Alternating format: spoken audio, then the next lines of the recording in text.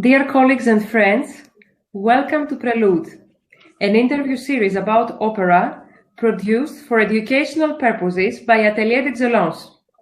Today's episode is supported by Lerine Artist Management and the dynamic music platform Music Matters with Jason Tramm. Conductor Mr. Jason Tramm participates today as a guest interviewer from the other side of the Atlantic. Hello, Jason.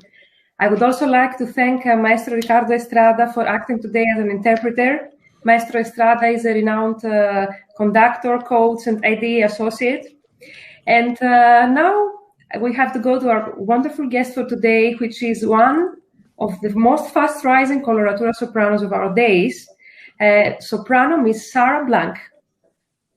Hello. Hello, Sara. Welcome to Prelude. Thank you. Very nice to have you with us. Muchas gracias. So gracias. I would like to start, without further ado, with our first question for Sara for today, which belongs to Maestro Estrada. Mm-hmm. Okay, so hello, my dear Sara, how are you? So, one question. I would like you to ask different question, a little bit related. For the not young people, maybe young people, but for the people that want to go in a career in this professional world of the opera. So I remember you when we met for the first time, that you were doing your studies, academic studies in the conservatoire, and then we were also working a lot together. And I remember that for me, absolutely, you were like a gem. Incredible, with a great talent. I mean, something amazing that, of course, you have to work. But in that time, that still you were studying, then you have to go. You have to make yourself well known in the professional world, let's say. So, how do you remember this moment on your life when you have to move from your studies or from your academic life to the, let's say, real world, the professional world? How was this bridge, or this going through this moment? How was your experience? What do you remember of this, and what maybe you also recommend to people that has to do this jump, things that they can think about this, because I guess it was not easy. Yes, for me, I think that it was very natural, because it was a consequence to study a lot, and a consequence for my passion for the singing. And I think that it was natural. Maybe the most important thing that I can remember is the competition Tenor Viñas. In this point, it was very clear when I started to work with an important theaters and with different conditions, and this changed a lot my professional life. Ricardo, may I ask something here? Sí. Sure. I would like to go a bit more back from the competitions, because I read in your biography, Sara, that you started music studies, piano and music theory and choir at a very early age. You started classical singing 14 years old. And when you were 16, you already performed on stage at the theater in Catalonia, if I pronounce it well. So you found yourself being a professional quite early.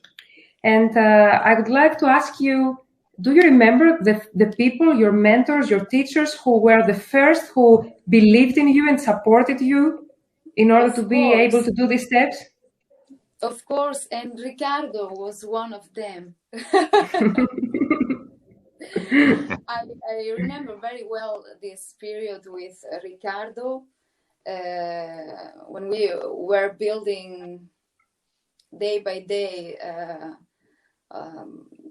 my arias, our concerts, and my study time, you know. And I think that it's very important to have people that believe in you and people that love you and support you. It's very important in this career. But I want to remember that the most important thing is that you have to believe in yourself, first of all. Because in difficult moments that maybe you don't have people that, excuse me for my English, because it's Sara, sorry to interrupt you, but you can speak in Spanish or Italian, and Ricardo can translate. This is why he's here to help today. So please feel free to speak in your language. Okay, not a I problem. want to try, but it's a little bit difficult because today it's my first live interview in English, and it's Yes. for me, and your English is also excellent. a goal for me. Forza, very nice. But I think that it's very important to have people that love you, that support you. But first of all, you have to believe and to yourself, no? For me, this is the most important thing. Mm-hmm. And how about your family, your parents? Did they support your dream? Of course, They a lot. did. Mm-hmm. This is an amazing thing. And also my first teacher of singing, it was Isabel Cañas, and she was a friend of my family. She's a friend of my family, and I started with her, and I wanted to start before 14 to study singing, no? But she said me, "Oh, be patient, because it's early, you know. You have to wait a little bit." And when I was 14, I started with her, and it was very good. My first experience, I have to say that it was very, very good. Do you remember what time of repertoire you were doing with your teacher at your 14, let's say? Yes. Non so più cosa faccio, ora di fuoco. This was my first aria. Also, Vedrai carino, Batti batti. This kind of arias, Mozart, also arias antiguas, Ricardo. Música antigua. Early music. Okay. Early music. Yes, so that must have been a very good teacher. Was your family musical growing up? Yes, my father is a composer and a director, and my mother is a pianist. She has the career of pianist, and I start with both of them to study music, but when I was 14, it was a little bit more complicated, because en mi adolescencia era un poco más. When she was young. She was a little bit like rebel, like a little bit, maybe going to other things, not the opera. Maybe rock. My parents, It's very important to believe in yourself, like you said. Thank you for sharing that for young artists. You know, that belief in yourself and that being courageous and brave. I think that's so important. Yes, and also in difficult moments, it's very important because not everybody will give you support, and not everybody will believe in you. So you have to do it first. I saw in your biography that you also studied dance. How did that help in your career, your dance background? That's helped a lot to me because when I start to dance on the stage, you take conscience to the space that you have, and this works very well also for the opera, and to learn about the presence, the energy, the feelings with the public. And I think that all of these things are very important, and to feel the body, the sensations, to prepare your physically. I think it's Did you study ballet or traditional dance? What type of dance do you favor? Ballet, classical dance, and also sevillanas a little bit. Sevillanas. Yes. I love that. Very nice. So also I guess that the Spanish culture, which is very passionate and musical and artistic, has influenced you too. Because I see you sing a lot of Spanish composers as well, and beautiful songs from your country. Yes, I think it's important also to know our repertoire. It's interesting. Your artistic DNA, right? That's so important to identify with that as you sing music of all cultures, but that's very important. Jason, who knows? Yes. Who knows? It's really You made your professional debut in 2013 at the famed Rossini Opera Festival, a place where so many opera stars started their career. What memories do you cherish from that experience, and what was it like to work with the legendary maestro Alberto Zedda? Yeah. I remember very well Alberto Zedda because he was a man with a big personality and character, and I suffer this too.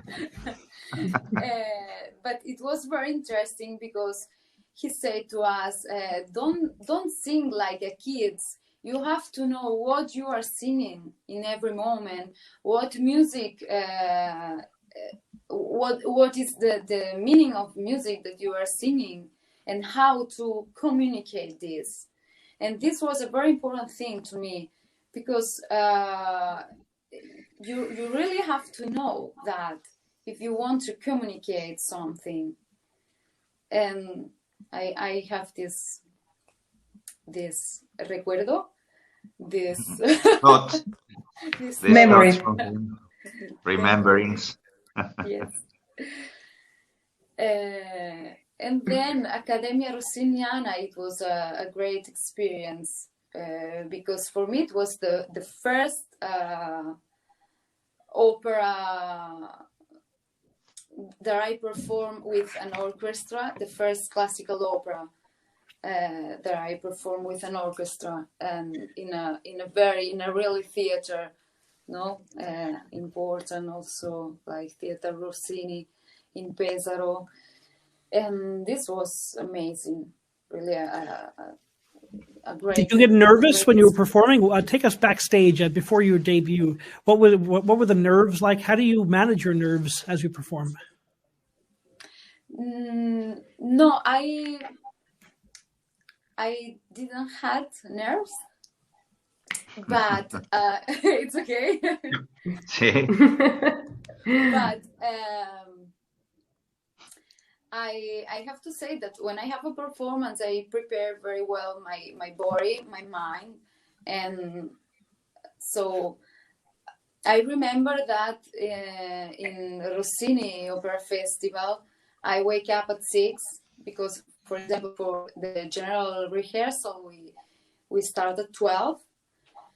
in the morning. So I wake up at 6 and I go to run a little bit, to walk, then to run, to prepare my body, and then I start to think with all the things that I had to sing, and I think it's very important to visualize in your mind what you have to do, and this give me calm, when I have to go on the stage, because that I know discipline very well is so important to being a performer, right? That discipline and that focus. Thank you. Yes, focus. And for me, in these days, it's very important also to practice meditation. It's very important to find my inner peace and calm, and to connect with my soul, and to find this space that it's only me. And this space, it's very important also on the stage, because you have to know you have to have this space only for you, and nobody can enter, so it's important. That's great. In this space you can create, you can do a lot of things. Sara, did you have this from the beginning, this ability to protect yourself, let's say, and concentrate in that high level, or you developed it by years? So how? No, did you have it from the beginning of your life, let's say, or you had to read and... No, I have to say that to do sport, it's a thing that it was always in my life, to practice, to do sport, to dance, to enjoy the life, and to do activity, physical activity, this was very important always in my life. But to start with meditation, this I started maybe 6 years ago, 7, or I started 8 years ago, but not constantly. And it's right now that when I start to practice more often, and when I find the sense to meditate. And if there is some bad energy, let's say, in the production stage with some colleague or some other factor that doesn't work very nicely, never. So if there is something that annoys you in a way, do you deal with this in that way as well? You put yourself in this bubble and you don't care about what is happening? Of course. I think that you don't have to enter in a play that you don't want. No. You have to play your role, and you have to be honest with yourself. And if there is something that is annoying you, you can avoid. You simply, so this is there, and it's okay. You don't have to go into there, no? So yes, we understand. Very wise, we think. Sara, I would like to speak now a bit about the competitions. You were very successful in competitions. You won the Montserrat Caballé competition. You won 8 prizes in the tenor Vinyas competition. And I've seen your performances on YouTube. They're fantastic. And I would like to ask you, on behalf of the young singers that work with Atelier and the others who are watching today, do you believe that competitions can propel the career of a young artist? And what is your advice in terms of choosing the right competitions and the suitable repertoire for each competition? Okay. First of all, I want to say that I don't want the competition of Montserrat Caballé. I had the public prize. It's still a prize. It's still a prize. Yeah. Yes, it's important. Okay. And then I think that the competitions are important if you feel that you are prepared to do it. But I don't think that it's so I think that you can develop a career without competitions. Is it possible to? Maybe there are kind of person that voy a hacerlo en español porque me cuesta un poco más esto. Sí. Quiero decir que hay gente que quizás en los concursos no se siente muy preparada o muy segura o no funciona bien en concursos, y en cambio haciendo una producción de ópera y haciendo su trabajo profesional como cantante de ópera funciona perfectamente. Y por eso creo que es un motivo en el que uno, si no le van bien los concursos, no hay que desanimarse. Mm-hmm. So she said that sometimes as a singer, as a professional, you have this. We know that in competition you have this extra pressure. So there are people that with this pressure they don't sing maybe their best, but and then they don't succeed in competition. But this doesn't mean that maybe in the professional world, when you go to a production, then you can do this pretty much better. So under her point of view, I mean, it's not necessary that to go to the professional world and to develop a career in the opera, you have to come from these competitions. Mm-hmm. But I also think that it's important to try to do it, to do competition. It's important to try it because also if you think that competition is not for you or it doesn't work for you, it's important to do it or to try it because it helps you to know yourself much more. So better. Mm-hmm. Did your competition wins? Did they open up doors for you that enabled you to make the next step easier?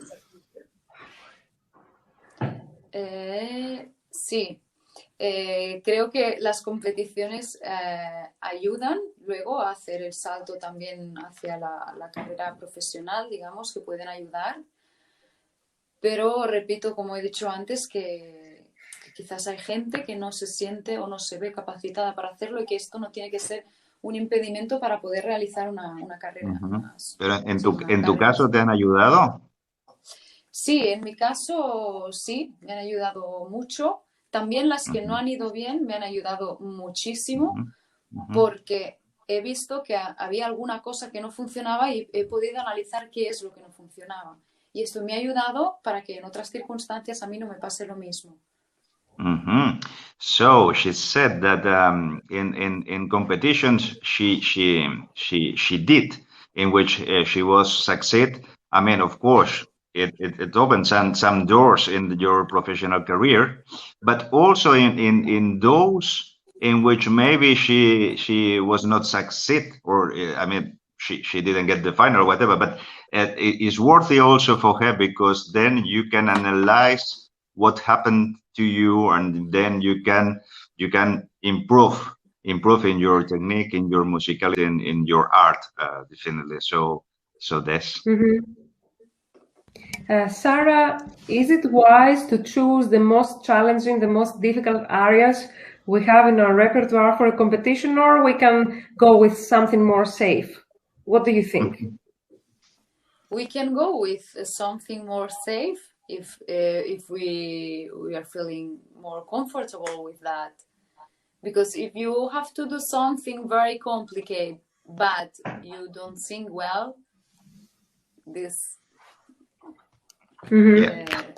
can't work. So, but it's important. I think that when you go to do a competition, it's important to be able to sing something difficult also. Mm-hmm. So maybe something that represents you well, and not necessarily the most difficult thing in the world, something like that, in the middle somewhere. Yes. Ricardo, Sí. the next question is yours about the big theaters. Okay. But now that we were talking about this competition, now I remember that this great singer we have here today with us won our competition, because we do a competition in Barcelona also. I mean, it's little one, but all our winners is people that till now they're in the professional world. So we are very happy. And I was remembering that she always did this. And I remember Yes. that was, And it man, was very important yeah. for me, this. I See? remember very Okay. well. Yes. I remember that was amazing. That you know that when you are a member of a jury, then you have a lot of people, a lot of different thoughts, and of course it's very difficult that everyone in the jury will say, yeah, that voice. No, maybe it will be major people, but in that case it was like unanimity. So I remember pretty well. So this also. So my dear, okay, those days that we had these promos with Atelier in you, I heard we heard you singing in this amazing the Orange stage. That is Yeah. something amazing. They're singing this Lucia. Of course, it's not the only place, I would say, big where you have sung till now. You of course you have sung in theaters that I know pretty well. That I mean, not only the name, but to be singing there, because they are very big, like Teatro Real de Madrid, Palau de las Arts de Valencia. That is something like amazing theater, not easy to sing, and of course Yeah. Liceo. That not easy at all. Liceo, that is huge. You have more than 2,000 people seated in Liceo, and also international. You did Pesaro and a lot of concerts. So when you are ready, when you have this contract, then you have to go, but you have to front this situation. So how do you deal with this pressure? Is anything that helps you? Is any routine you do before in order to be concentrated 100%? What is your secret, my dear? Tell us. So I have to say that I was a little bit afraid of this situation. I guess. Because there was a lot of people, no? But my secret, I think that it's very important that you know very well the thing that the area that you have to sing in this moment. Mm-hmm. And also for me, it's very important to analyze the score and to how to say, to to find all the possibilities where you can make an error, or all these parts that are more difficult, and to say, okay, this here it can happen, this thing, no? Mm-hmm. So Mm-hmm. what can we do if this happens, no? And okay, I can find myself in this point, or in this point, in the other point. So to have a structure of the score very clear. Also mentally, you can draw in your mind you can paint the design of music. So here remember up. When you maybe in a place that maybe you have to repeat different parts and you can confondere. You don't want to make a mistake or whatever. Or... Yes, you don't want to make a mistake and to go to the second time before the first. So maybe the difference is that one note goes up and the other note goes down. So I think it's very important to visualize that, okay, I'm singing first time up, a second time down. So to make these little things that make your life easier in every situation. And I think also that for me this is very important, and this gives me a lot of security to analyze very well, and to when you have to perform in this moment, you have to know very well the score, what you are saying, and which emotions do you want to give. So the previous work, it's very, very important to feel more comfortable in the moment of the performance. You have such a clear, discipline and focus, and what a great lesson for younger singers. That despite having a world-class talent, which you obviously have, that you've got this analytic mind that you're always seeking to better yourself. You're always seeking to focus yourself. I think that is such a great lesson for younger singers. Thank you. I would just like to mention here that the ancient theater of Orange in France is a Roman theater, and the capacity is like 8,000, if I'm not mistaken.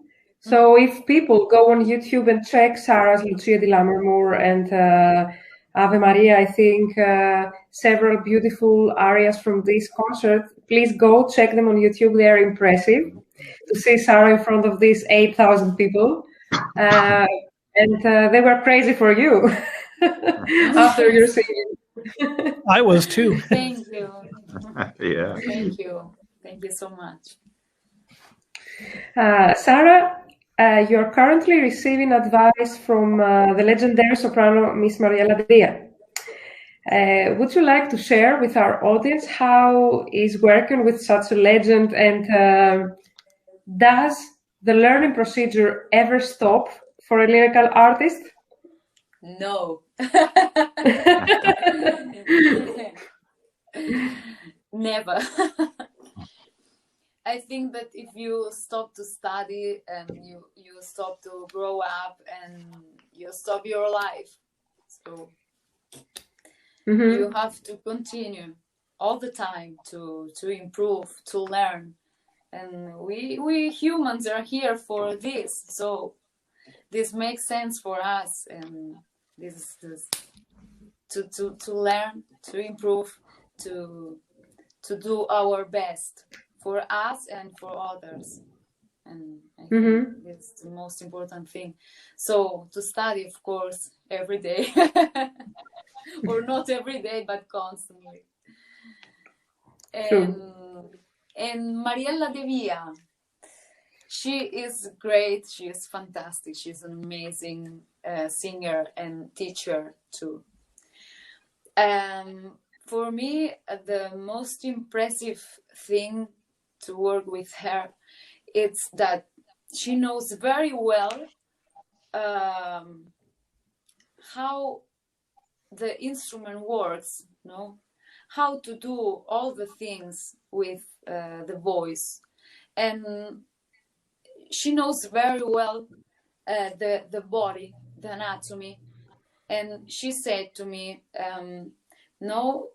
open your mouth here, put down your tongue here, up your palate in this place, or open here. So a lot of things that are very important to understand how our voice can produce the sound to sing opera. And I think this is very important because pianists or violinists, or they had the instrument outside, and you can see what you are doing. When you are singing, you have your instrument inside of you, and it's important to recognize all of these feelings that you have while singing. If you are opening here, if you are using mask, if you are opening so much your mouth or not at all, or and it's also important to feel the sensations, feel the emotion and to feel the sensations while singing, and to analyze this too. I am all the time analyzing things, but I think it's important, and Mariella De Via helps me a lot with this, to take conscience. And probably that's the reason why she can still sing as like a goddess in the age that she is now. She's still singing like before. She's incredible. She made her debut in America at age 60 with the New Jersey State Opera, which I was the music director of. My mentor, Alfredo Solipini, heard her in Europe and brought her to the United States. And what an incredible, I have her autograph in my living room, actually. So it's interesting that you're studying with her. What's it like to study with someone who's been in the business for so long and knows so much? I think, and what advice do you have for young singers about finding these golden age talents to study with? Ricardo, ahí me he perdido un poco. Si puedes ayudar. Sí, ¿qué opinas de estar trabajando con gente de esta generación, de la generación de los grandes cantantes de aquella época, y qué se siente, ¿no? ¿Qué se siente de estar? Él decía que tiene ahí un autógrafo de un gran cantante en su habitación, que es una cosa que debe ser muy, no sé decirte, muy sentida, ¿no? Para ti, la sensación de tener a alguien así, a la que admiras, tan cercano a ti. Sí, respondo en castellano, que me va mejor para esta pregunta. Vale. Ok. Para mí, sí, la verdad que fue muy emocionante conocerla y poder trabajar con ella. Y también tengo que decir que da mucho respeto, ¿no? Porque cuando es alguien a quien admiras, quieres hacerlo bien. Y cuando no está bien y te lo dicen, y te dicen, no, no, estás haciendo mal, pues duele más también, ¿no?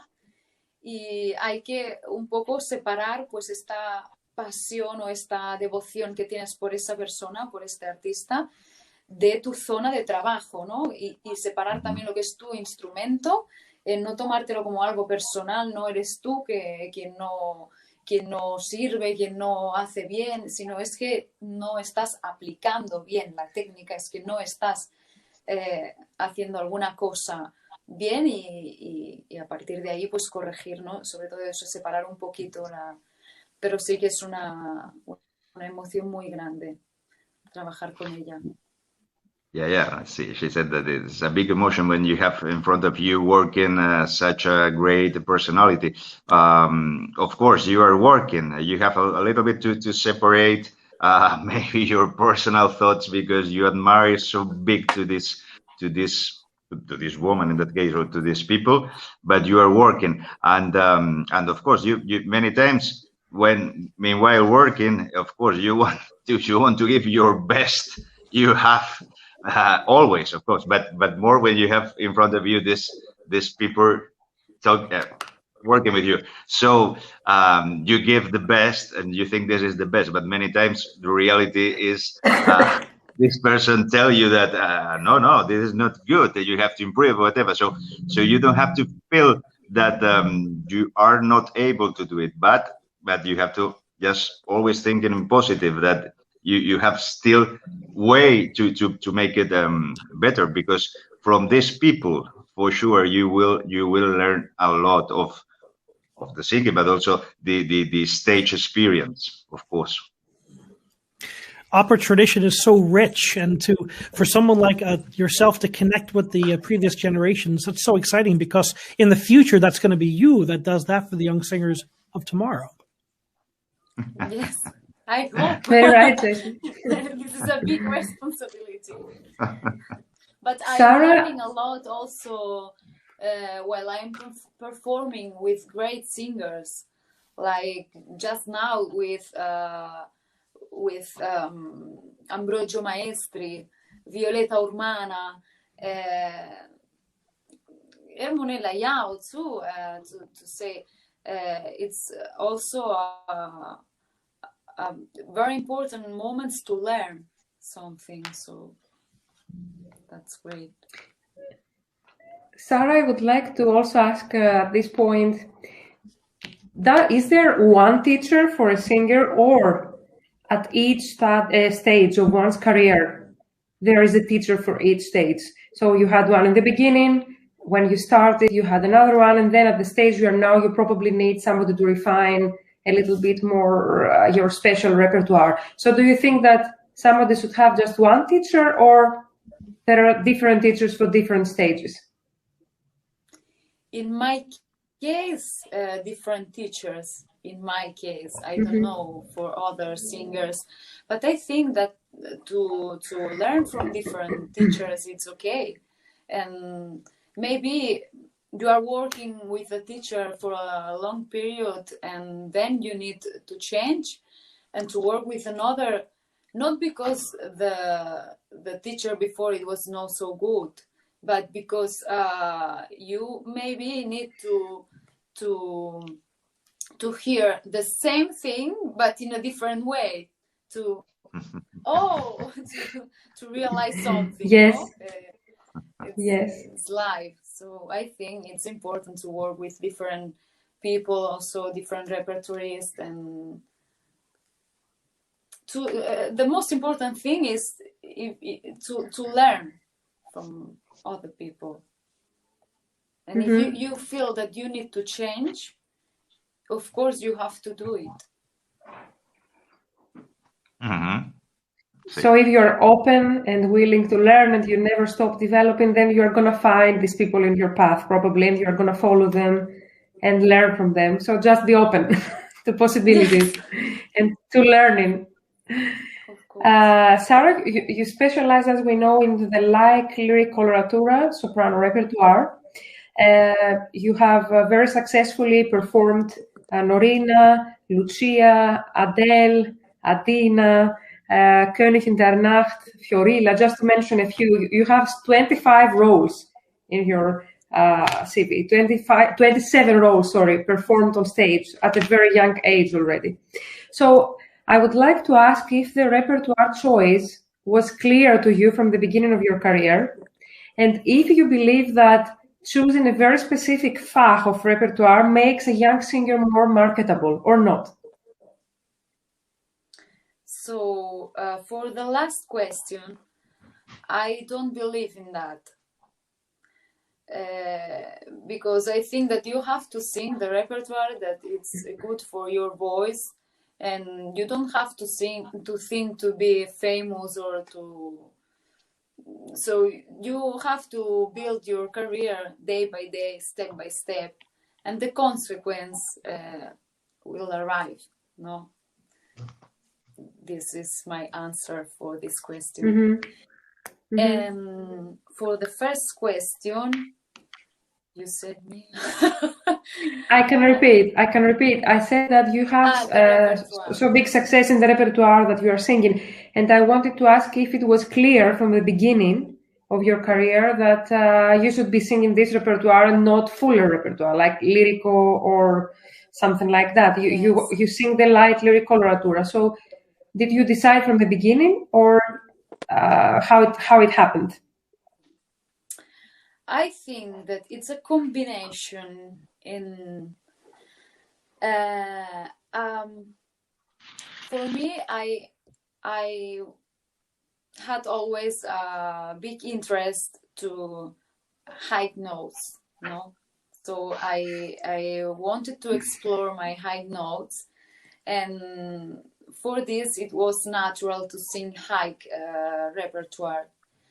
But I also had a lot of teachers and people like Maestro Riccardo Estrada that helped me to decide repertoire and to say, this is for you, this is not for you. And I think it's very important to have people like this, persons that help you to choose repertoire, because maybe in a moment you can feel that you can be capable to sing something because you are feeling like this, no?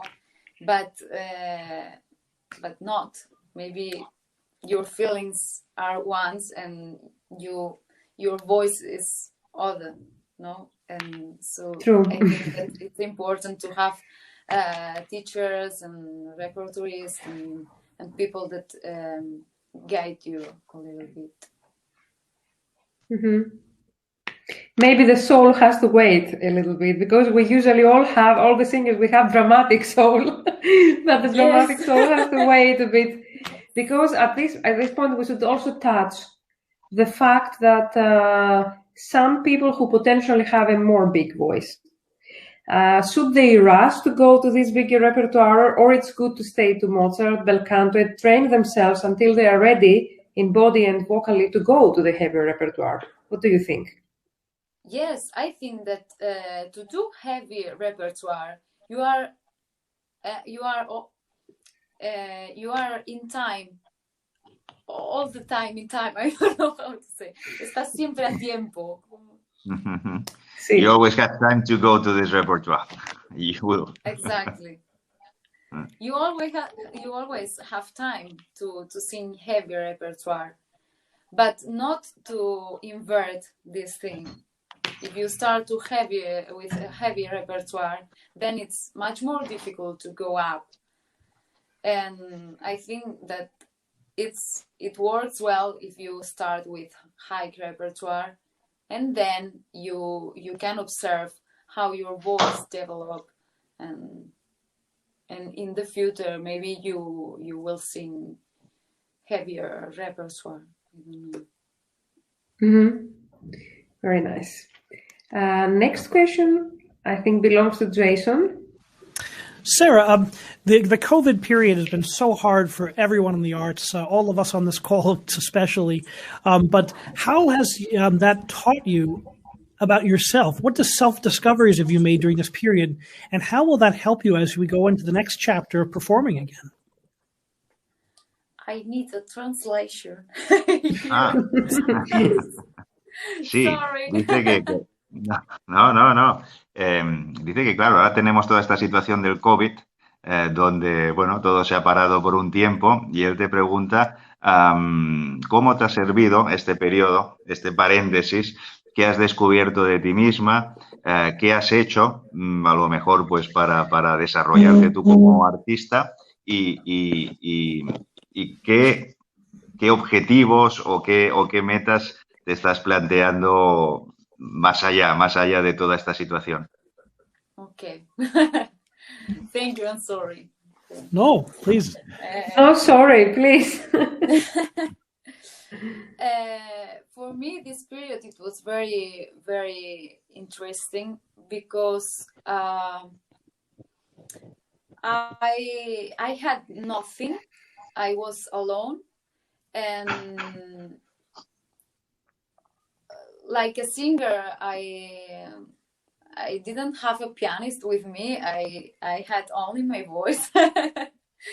So I started to explore my voice, other possibilities, to create melodies, to create songs, and to play with my voice. And maybe I were on the sofa and I started to sing, and a beautiful melody comes out.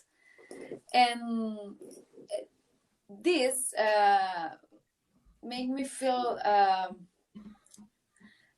how to say, especially because in this moment I understand that also if someday I will have nothing, I have myself, and I have something to offer, and only with me I can create something.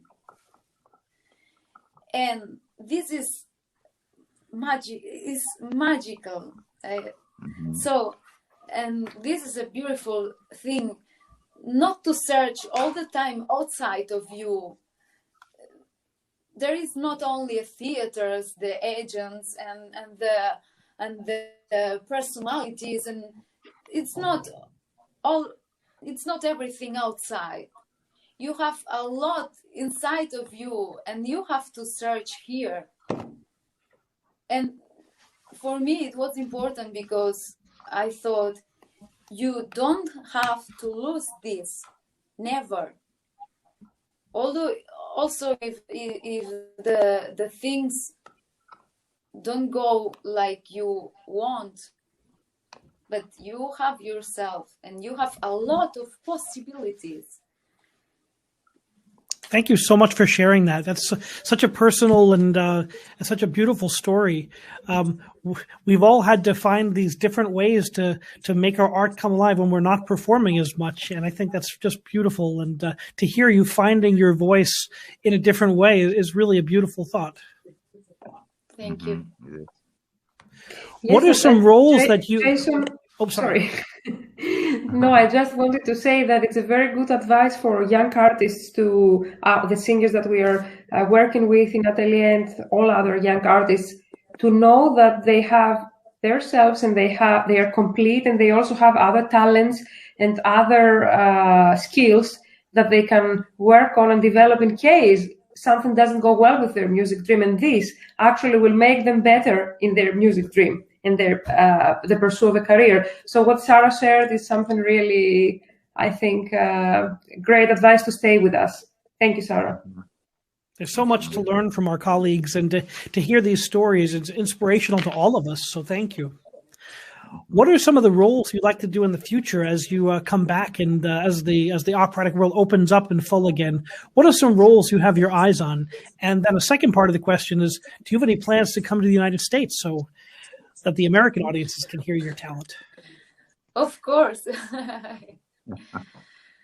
I don't know when, but I really like it. And for the first question, I have to make my debut as Zerbinetta in the next season that I am preparing in these days. It's a very special role for me because it's also in German and I don't speak German. I want to learn, but I want to do a lot of things, and I have to find my time to do it. But I think it will be great for me it will be a great experience to learn. And I have to debut Marie from La Fille du Régiment of Donizetti. And also I have to debut Ophélie, Hamlet, and much more. It's exciting. Exciting, truly. Cambiale di matrimonio from Rossini. Many roles that I have to do and to learn. There's a lot of work to do. In your career, which has been the hardest role that you've had to perform, and what made it hard? Was it dramatic or musical or a combination? For me, one of the most difficult roles is Königin der Nacht, the Queen of the Night, because I think that you have to find this character, this dramatic character, but you don't have to heavy your voice. And for me, it's a fight with these both things, and how to do my best with the voice and with the character. She's so angry. Yes. And she comes out guns blazing. She comes right out and sings that aria. No. And Sara does meditation. Is very calm, Jason. So that's a real contradiction. Sara, may I add here, which is the role that you dream to sing in your life, even if you are not ready right now, in 10 years, in 15 years? Do you have an ideal role that you would like to interpret in the future? I don't have only a role, because I enjoy every role that I sing. So I don't have only one. Maybe I really love to to perform Gilda of Rigoletto, Traviata, Tosca. In the future, who knows? I don't know. But I have to say that I enjoy singing. So the kind of role, it's okay. Every role, it's okay. We wish you to fulfill all your dreams and to sing all those roles with great success. And Maestro, Riccardo? Okay. But before the question, I mean, I was very surprised that you were composing then during this time. I want to listen that music, or I want to play this music. Really? You have to show. Please. Sure. Nice. Beautiful. Okay. So you are such a creative person. This is very good. Look, you know that here in Atelier, you know, the main goal always is to helping maybe not young, but you know, people that trying to go to this market, to this difficult, you know, this difficult market of the opera, this tough, wild, everything. So what will be your advice for them, for the people that want to now do on his life this work, to be a professional opera singer? Advice, you think, or maybe, I don't know, the things, skills, abilities that you think that are important to them, and that for sure, in a way, if they want to be in this world, they need to develop or to have. I think that the most important thing is to be all the time there and to focus on this that you really want to do.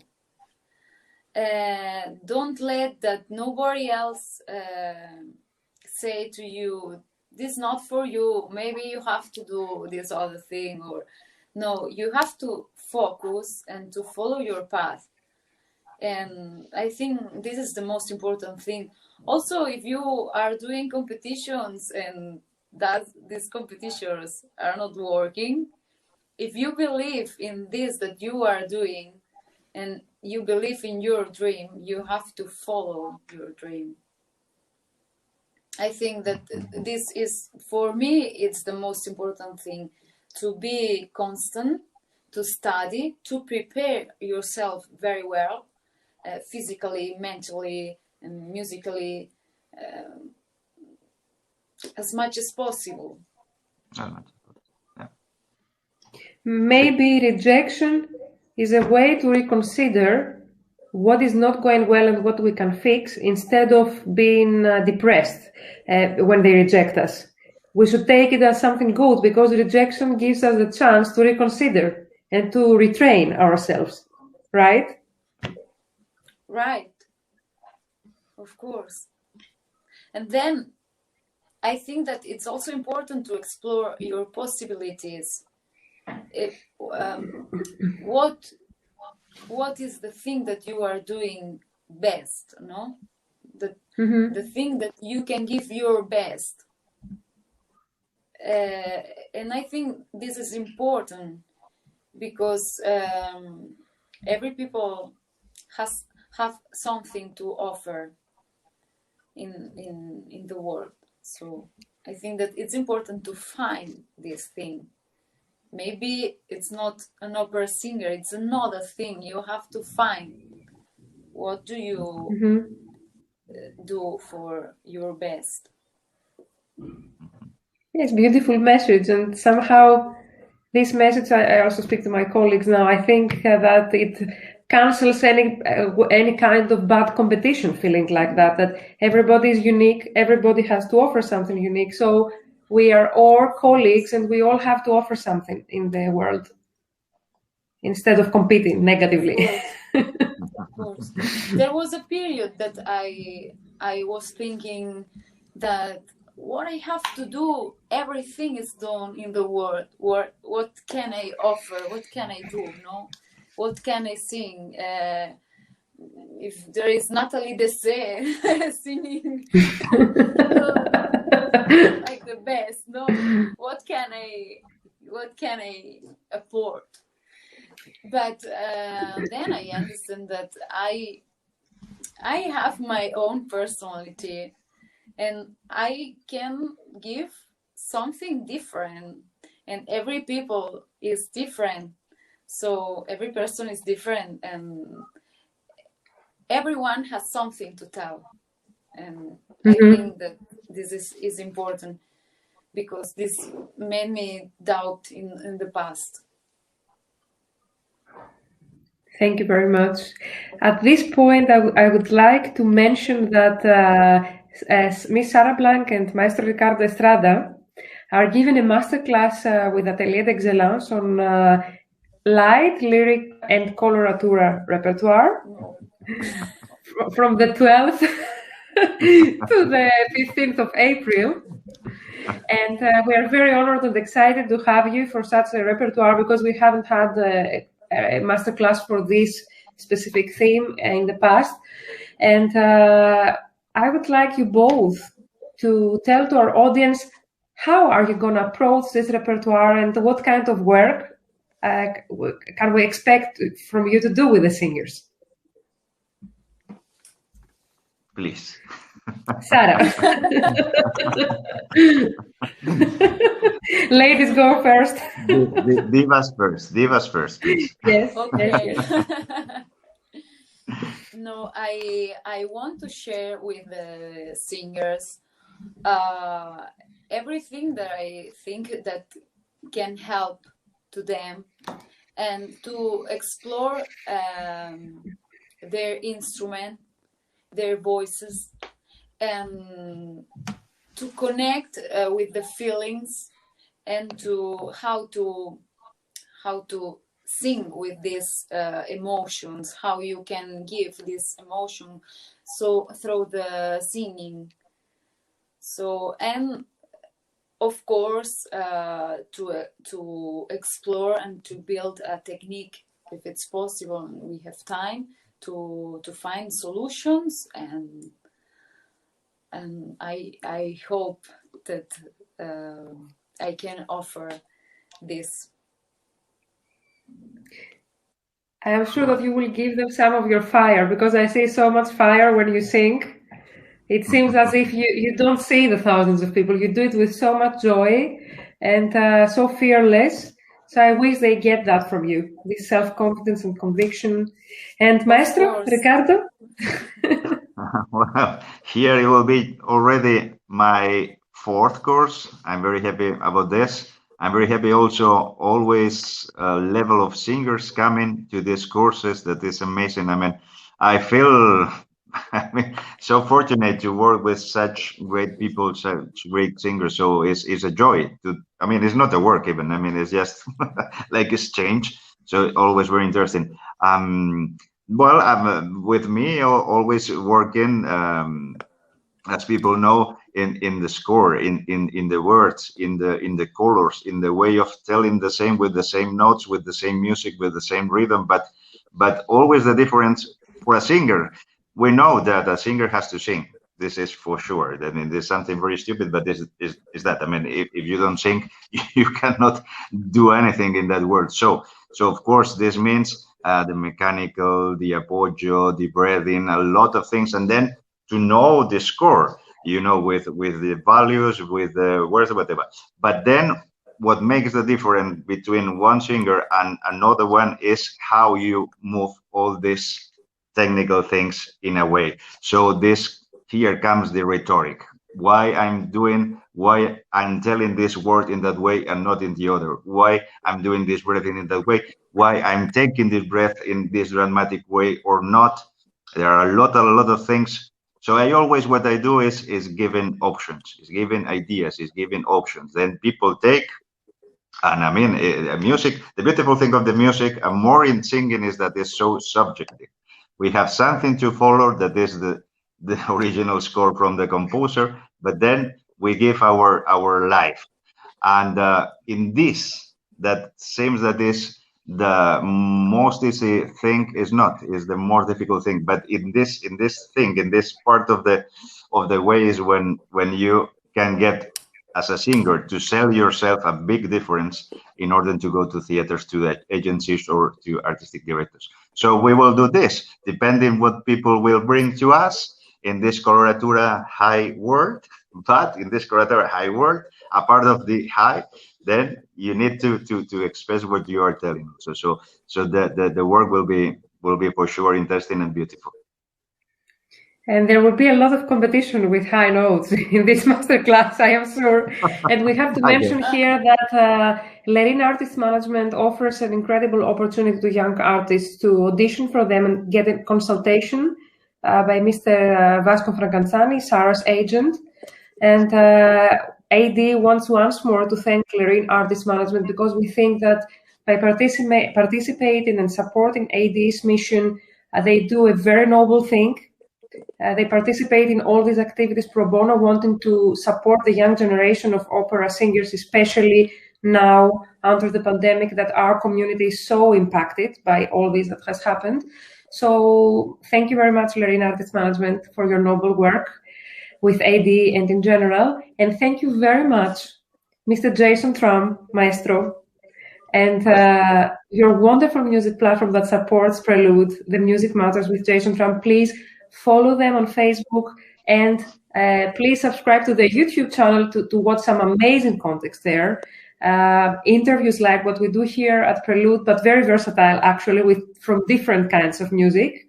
And Ricardo, I have no words to thank you for everything you do, because you are a part of the soul of AD, and Sara is the perfect example of the kind of talent you nurture. Mm-hmm. And you're a treasure to be with us.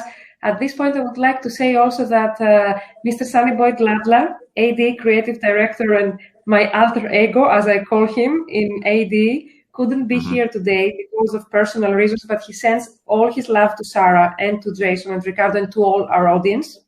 He will be with us the next time. And of course, at this point, I would like to thank from my heart our wonderful guest, Miss Sara Blanch, for being here with us today, sharing your path, Sara. To invite me. Our pleasure. We believe that the stages of the world are waiting for you to conquer them. And we can't wait to hear you interpreting all these wonderful roles that you have in your debuts and your dreams. And all best in your life and in your career, dear Sara. Thank you so much. Continued success and blessings. Thank you. And also happy Easter to the people who celebrate at this part of the year.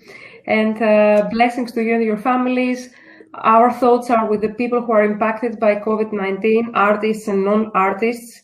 And we would like to thank at this point our audience for being with us once more here at Prelude, and for supporting our mission to stand by young artists. Stay well, stay healthy, until we meet each other here next Saturday with a very special guest, which we will announce in the next few days. Have a wonderful weekend. Thank you once more. Thank you once more. Thank you. Ciao, Sara.